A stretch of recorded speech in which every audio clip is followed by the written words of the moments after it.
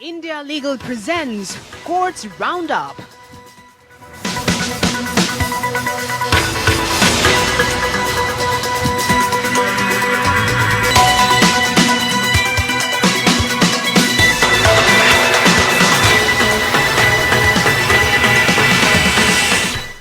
नमस्कार, आप देख रहे हैं हमारी खास पेशकश कोर्ट्स राउंडअप। मैं हूं आपके साथ रेशु त्यागी। इस बुलेटिन में अगले आधे घंटे हम आपको कोर्ट से जुड़ी तमाम छोटी बड़ी खबरों से रूबरू करवाएंगे। कोर्ट की कार्यवाही और सुप्रीम कोर्ट से लेकर हाई कोर्ट और लोअर कोर्ट तक के फैसलों को आपके सामने रखेंगे। लेकिन आगे बढ़ने से पहले एक नजर डाल लेते हैं हेडलाइंस पर।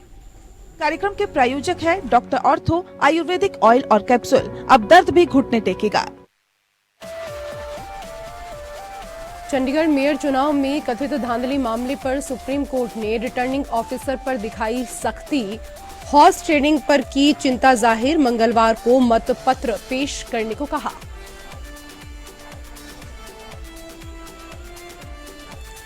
संदेश खाली मामले पर सुप्रीम कोर्ट ने विशेषाधिकार कमेटी की कार्रवाई पर लगाई रोक। लोकसभा सचिवालय को भेजा नोटिस। सिब्बल बोले, धारा 144 के बावजूद क्यों गए सांसद, नहीं बनता विशेषाधिकार उल्लंघन का मामला।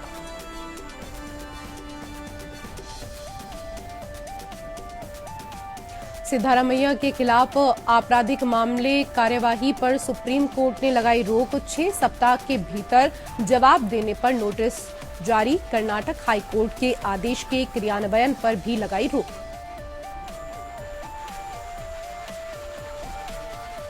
एनसीपी के अजीत पवार और शरद पवार के बीच पार्टी विवाद मामले की सुनवाई को सुप्रीम कोर्ट तैयार। कोर्ट ने जारी किया नोटिस। 2 हफ्ते में जवाब दाखिल करने का आदेश। अगले आदेश तक अजीत पवार कर सकेंगे एनसीपी पार्टी चिन्ह और नाम का इस्तेमाल।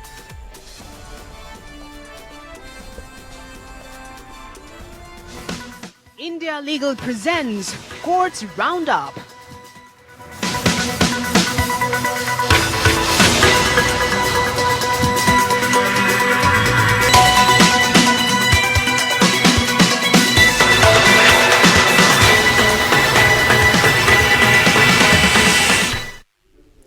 कोर्ट से जुड़ी खबरें अब विस्तार से। संदेश खाली पर संसद की विशेषाधिकार समिति की कार्यवाही पर सुप्रीम कोर्ट ने रोक लगा दी है। कोर्ट ने लोकसभा सचिवालय को नोटिस जारी किया है।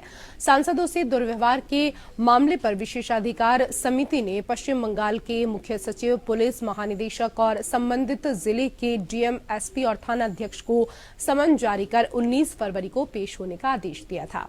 याचिकाकर्ता के वकील कपिल सिब्बल ने तर्क दिया कि राजनीतिक गतिविधि विशेषाधिकार का उल्लंघन नहीं होगा, जबकि सिंघवी ने कहा कि विशेषाधिकार ऐसे मामले के लिए नहीं है। अदालत पश्चिम बंगाल के पुलिस महानिदेशक राजीव कुमार की उस चुनौती पर सुनवाई कर रही थी जिसमें मजूमदार की शिकायत पर उन्हें जारी किए गए समन पर कदाचार, क्रूरता और जानलेवा हमलों का आरोप लगाया गया था।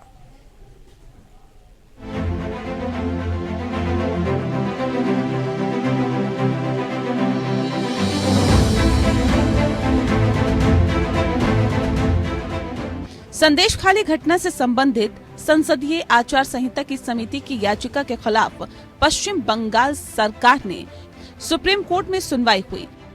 सुप्रीम कोर्ट ने विशेषाधिकार कमेटी की कार्रवाई पर रोक लगा दी है। साथ ही कोर्ट ने लोकसभा सचिवालय को नोटिस भेजा है। बीजेपी सांसद सुकांत मजूमदार की शिकायत पर लोकसभा सचिवालय की विशेषाधिकार समिति ने पश्चिम बंगाल के कुछ अधिकारियों को नोटिस जारी किया था। इसी मामले में राज्य सरकार ने सुप्रीम कोर्ट का दरवाजा खटखटाया था, जिस पर शीर्ष अदालत ने समिति की कार्रवाई पर रोक लगा दी है। याचिकाकर्ता की ओर से पेश वरिष्ठ वकील कपिल सिब्बल ने कहा कि राजनीतिक गतिविधियां विशेषाधिकार का हिस्सा नहीं हो सकती। किसी सदस्य को विशेषाधिकार तभी उपलब्ध होते हैं जब सदन में भाग लेने के दौरान संसद सदस्य के रूप में अपने कर्तव्यों का निर्वहन करने में बाधा उत्पन्न होती है। आप संदेश खाली जाते हैं, 144 के आदेश का उल्लंघन करते हैं और फिर शिकायत करते हैं कि ये विशेषाधिकार का उल्लंघन है। सिंघवी ने कहा कि विशेषाधिकार सांसद के रूप में आपके काम की रक्षा के लिए है, अन्यथा हर मामले में विशेषाधिकार का उल्लंघन होगा। किसी को गिरफ्तार नहीं किया जा सकता। सीजेआई ने पूछा कि विशेषाधिकारों का उल्लंघन इसलिए है क्योंकि उनका आरोप है कि संसद सदस्य घायल हो गए। लोकसभा सचिवालय की ओर से पेश सीनियर एडवोकेट देवाशीष भरूखा ने पीठ को सूचित किया कि अधिकारियों को आरोपी के रूप में नहीं बुलाया गया और नोटिस केवल तथ्यों का पता लगाने और सबूत प्राप्त करने के लिए है। वकील ने बताया कि अध्यक्ष ने नियमानुसार डॉक्टर मजूमदार की शिकायत विशेषाधिकार समिति को भेज दी है। पीठ ने रिट याचिका पर 4 सप्ताह के भीतर वापसी योग्य नोटिस जारी करते हुए राज्य के अधिकारियों के खिलाफ लोकसभा सचिवालय द्वारा जारी नोटिस के अनुसरण में आगे की कार्रवाई पर रोक लगा दी। कोर्ट ने आदेश में कहा कि 15 फरवरी 2024 के कार्यालय ज्ञापन के अनुसरण में आगे की कार्रवाई पर रोक रहेगी। याचिकाकर्ताओं द्वारा उठाया गया कानूनी मुद्दा ये है कि संसदीय विशेषाधिकार राजनीतिक गतिविधियों तक विस्तारित नहीं होंगे और लोकसभा सचिवालय ने अधिकारियों को नोटिस जारी करके अपने अधिकार क्षेत्र से बाहर काम किया है। उन्होंने आगे कहा कि मुख्य सचिव, डीजीपी और जिला मजिस्ट्रेट जैसे अधिकारी भी कार्यक्रम स्थल पर मौजूद नहीं थे। पिछले हफ्ते सभी बीजेपी सांसदों को संदेश खाली जाने से रोका जा रहा था, तभी सुकांत मजूमदार पुलिस से भिड़ गए। इस दौरान उन्हें चोटें भी आई थी। Bureau report. उधर सुप्रीम कोर्ट ने कर्नाटक के मुख्यमंत्री सिद्धारमैया और कांग्रेस नेताओं के खिलाफ आपराधिक मामले पर रोक लगाई है। रामलिंगा रेड्डी, एमबी पाटिल, सुरजेवाला के खिलाफ कार्यवाही पर भी रोक लगाई गई है। पीठ के उत्तरदाताओं को 6 सप्ताह के भीतर जवाब देने के लिए नोटिस जारी किया गया है। मामले में आगे की कार्यवाही पर रोक लगा दी गई है। कर्नाटक हाईकोर्ट के आदेश के क्रियान्वयन पर भी रोक लगाई गई है। कोर्ट ने हर याचिकाकर्ता पर 10,000 रुपए का जुर्माना लगाया है।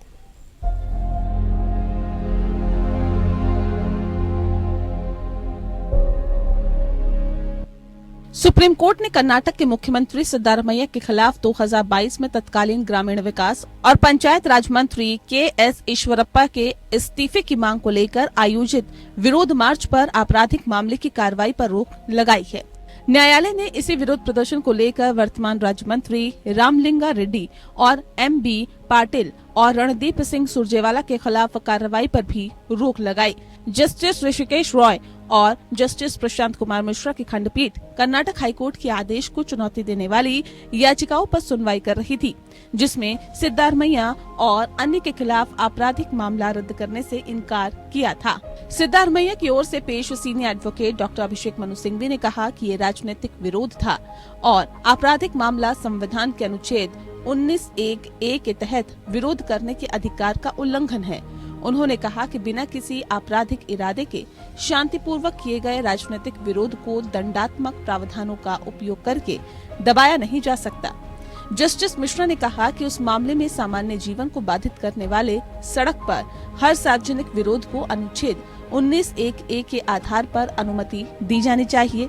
जस्टिस मिश्रा से जब सिंघवी ने कहा कि राजनीतिक विरोध को अलग तरह से देखा जाना चाहिए, तो पूछा कि आपका तर्क ये है कि अगर कोई राजनेता ऐसा करता है तो इसकी अनुमति दी जानी चाहिए, लेकिन अगर कोई सामान्य नागरिक ऐसा करता है तो इसकी अनुमति नहीं दी जानी चाहिए। इसे कैसे रद्द किया जा सकता है सिर्फ इसलिए कि ये राजनेता द्वारा किया गया है। जस्टिस मिश्रा ने कहा, क्या आपने प्रदर्शन के लिए अनुमति मांगी? आपने नहीं। अच्छा, सुबह आप हजारों की संख्या में इकट्ठा हुए और कहा कि हमें कुछ नहीं हो सकता क्योंकि हम विरोध कर रहे हैं।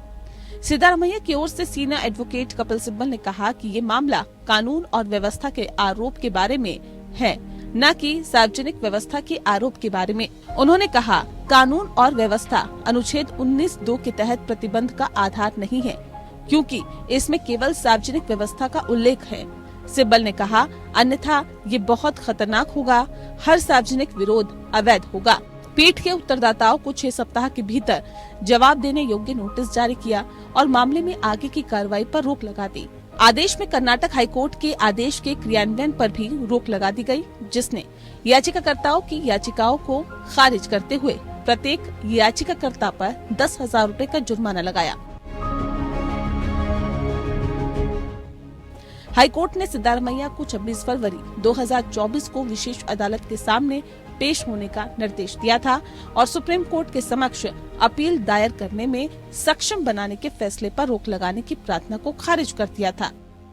Bureau report.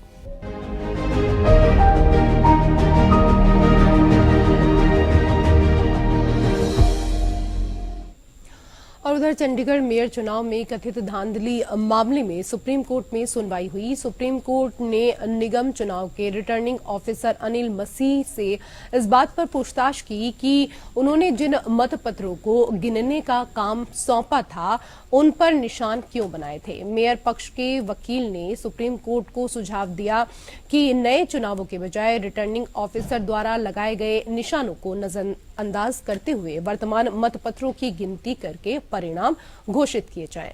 अदालत ने ये सुनिश्चित करने के लिए मंगलवार को मतपत्र पेश करने को कहा। वहीं सीजेआई ने हॉर्स ट्रेडिंग के बारे में चिंता व्यक्त की।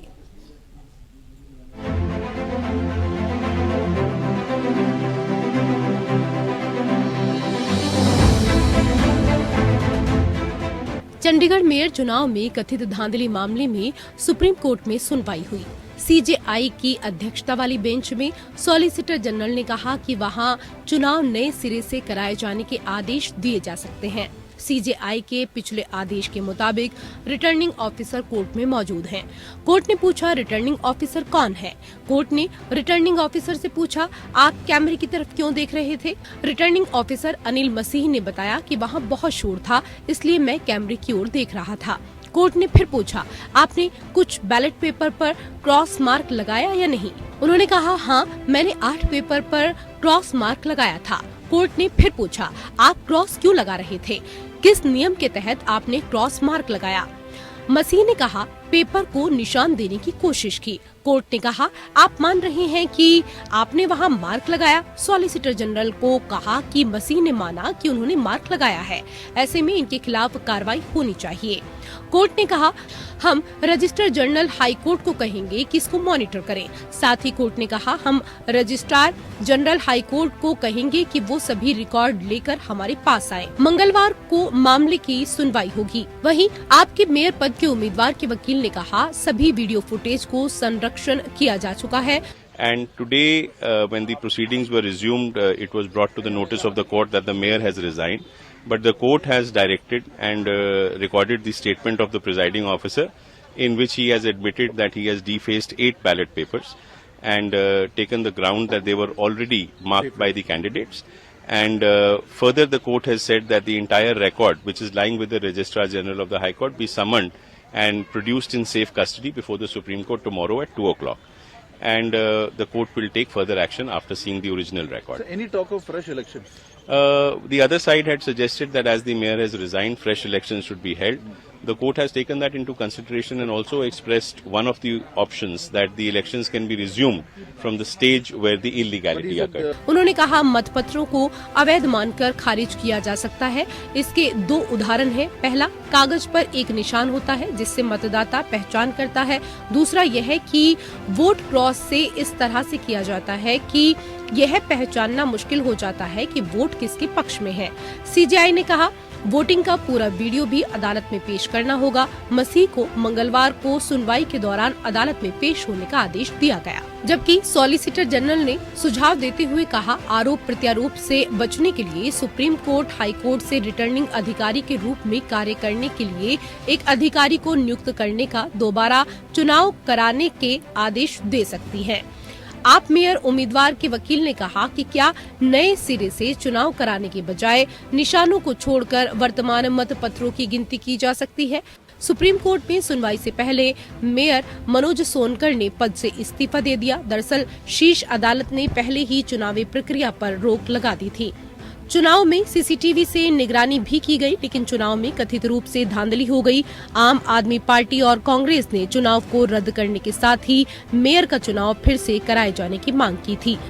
Bureau report.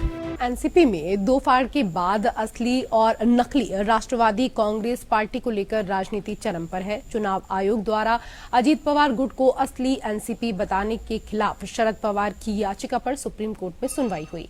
इस दौरान कोर्ट ने अजीत पवार गुट को असली राष्ट्रवादी कांग्रेस पार्टी एनसीपी के तौर पर मान्यता देने के भारत के चुनाव आयोग के आदेश के खिलाफ नोटिस जारी किए। कोर्ट ने कहा कि चुनाव आयोग का 7 फरवरी का आदेश लागू रहेगा, जिसमें शरद पवार को राष्ट्रवादी कांग्रेस पार्टी शरद चंद्र पवार नाम का इस्तेमाल करने का अधिकार दिया गया था। कोर्ट ने ये भी कहा कि शरद पवार नए चुनाव चिन्ह के आवंटन के लिए चुनाव आयोग का रुख कर सकते हैं।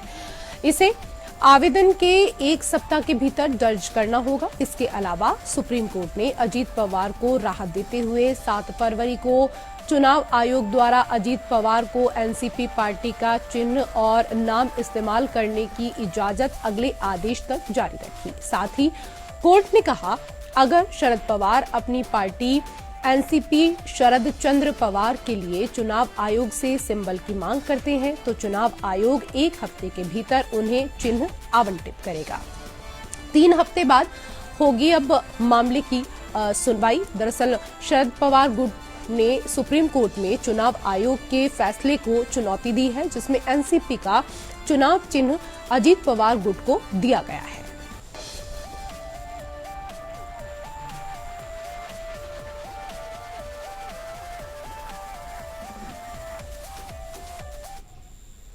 उधर सुप्रीम कोर्ट ने सोमवार को पूर्व केंद्रीय मंत्री डॉक्टर सुब्रमण्यम स्वामी के खिलाफ सिंगापुर स्थित एक फर्म द्वारा दायर मानहानि की कार्यवाही पर रोक लगा दी है। इस दौरान एडवांटेज स्ट्रेटेजिक कंसल्टिंग नामक कंपनी ने अप्रैल 2012 में नई दिल्ली में आयोजित एक संवाददाता सम्मेलन के दौरान कथित तौर पर स्वामी द्वारा 2G स्पेक्ट्रम मामले के संबंध में किए गए असत्यापित संदर्भों पर आपत्ति जताई थी। इस प्रकार इसने उच्च न्यायालय के समक्ष स्वामी के खिलाफ मानहानि का मुकदमा दायर किया था। स्वामी ने मद्रास उच्च न्यायालय के उस आदेश को चुनौती देते हुए उच्चतम न्यायालय का रुख किया, जिसने कंपनी को मानहानि का मुकदमा आगे बढ़ाने की अनुमति दी थी। शीर्ष अदालत ने अगस्त में इस मामले में कंपनी को नोटिस जारी किया था। इसके अलावा उसने मौखिक रूप से कंपनी से इस बीच मानहानि की कार्यवाही आगे नहीं बढ़ाने को कहा था। आज आदेश में औपचारिक रूप से यही कहा गया। स्वामी ने शीर्ष अदालत में अदालत की अवमानना की याचिका दायर की थी, जिसमें कहा गया था कि शीर्ष अदालत में 2G से संबंधित मामले दायर करने के लिए उन्हें अदालतों में नहीं घसीटा जा सकता है। ये याचिका 10 सितंबर 2013 को खारिज कर दी गई थी। गौरतलब है कि मनमोहन सिंह के नेतृत्व वाली UPA 2 सरकार दूरसंचार कंपनियों को 122 2G स्पेक्ट्रम लाइसेंस के आवंटन में 1.76 लाख करोड़ रुपए से अनुमानित नुकसान से जुड़े एक बड़े घोटाले से हिल गई थी।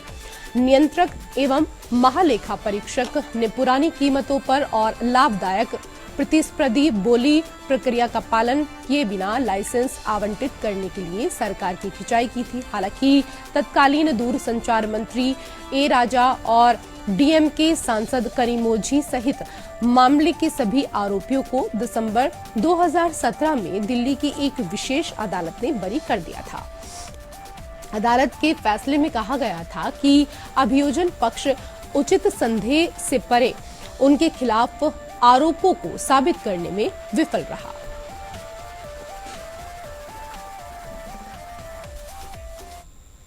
और आइए अब इंडिया लीगल वेब रिपोर्टर से जानते हैं कि ड्रग्स मामले में NDPS कानून के तहत जमानत के क्या कुछ प्रावधान है।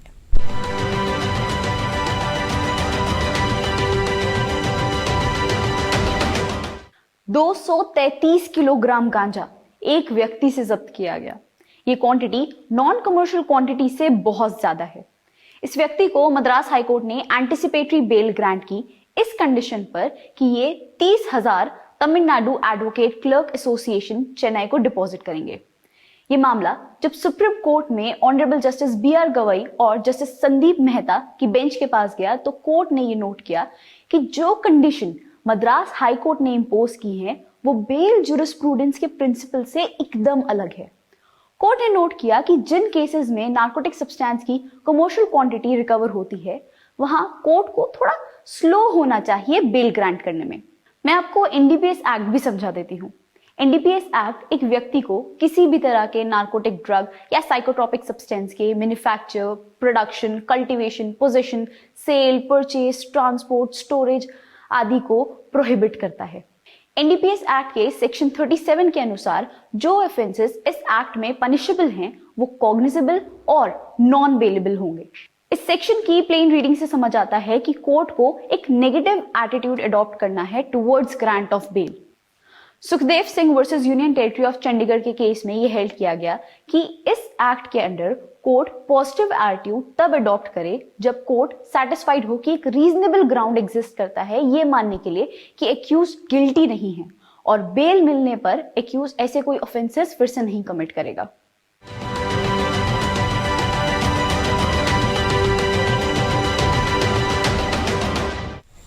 और फिलहाल कोर्ट से जुड़ी खबरों में मेरे साथ इतना ही। नमस्कार। India Legal presents Courts Roundup.